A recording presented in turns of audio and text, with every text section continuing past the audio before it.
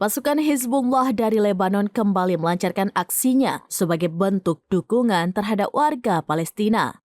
Di awal Februari tahun ini, Hizbullah dilaporkan berhasil menguasai wilayah utara Israel.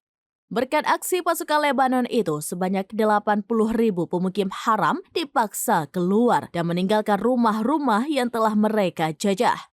Dilansir dari Al-Mayadin via Tribun News pada Selasa 13 Februari 2024, hal itu dikonfirmasi oleh David Azolai, wali kota Metula, Israel Utara.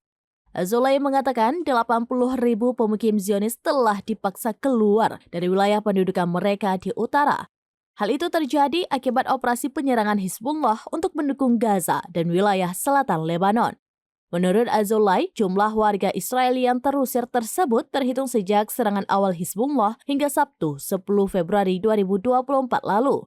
Ia pun mengungkap bahwa para pemukim tersebut telah meninggalkan rumah mereka sekitar 4 bulan lalu. Azolai menambahkan belum diketahui secara pasti kapan para pemukim tersebut akan kembali ke rumah mereka. Terlebih selama 4 bulan terakhir, Hizbullah selalu menembak dan menyerang pasukan Zionis di utara. Sementara itu, Azolai menilai bahwa pasukan pertahanan Israel tak mampu mempertahankan wilayah tersebut.